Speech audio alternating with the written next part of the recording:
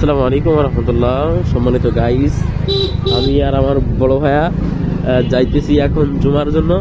ভাইয়া ড্রাইভিং করতেছে, সুন্দর ড্রাইভিং। এখন আমরা আছি কালীগঞ্জ। সম্মানিত ভিউয়ার্স, আসসালামু আলাইকুম রহমতুল্লাহি ওয়া বারাকাতুহু।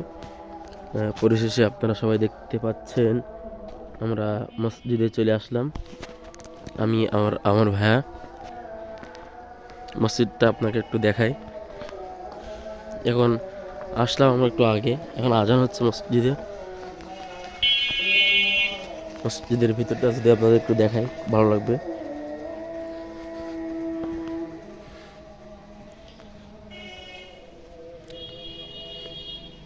খুব মনোরম পরিবেশ।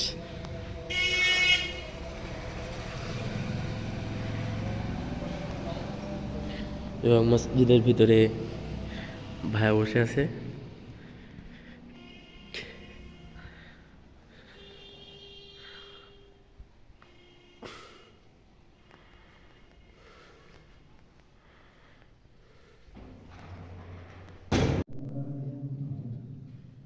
إن الحمد لله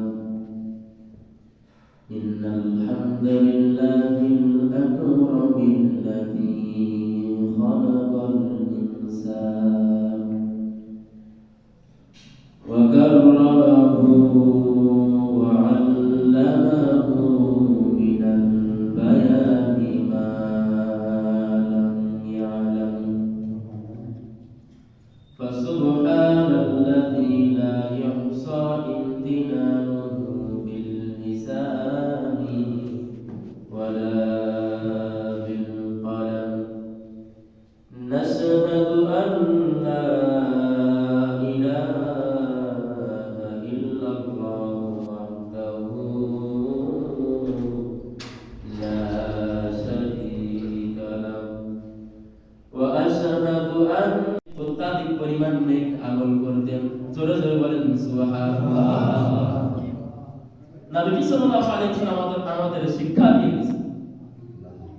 4 নম্বরে হলো আল্লাহর নবী সাল্লাল্লাহু আলাইহি ওয়াসাল্লাম বলেন, এই শাবান মাসের ওয়াক্ত মাস অর্থাৎ 15 তারিখে আল্লাহ সুবহানাহু ওয়া তাআলা এমন একটা রাত দিয়েছেন, সেই রাতটার নাম হলো আমরা সবাই জানি শবে বরাতের রাত। কিসের রাত? শবে বরাতের রাত। এখন শবে বরাতের রাতের কতটা কেমন গুরুত্ব আমি একটু আপনাদেরকে বোঝাতে পারি। হযরত আম্মা জান আয়েশা রাদিয়াল্লাহু তাআলা আনহা এবং আল্লাহর নবী আখির জামানার পয়গম্বর নবী মুহাম্মদ রাসূলুল্লাহ সাল্লাল্লাহু আলাইহি ওয়াসাল্লাম একসাথে ঘুমায় রয়েছেন। হঠাৎ করে আল্লাহর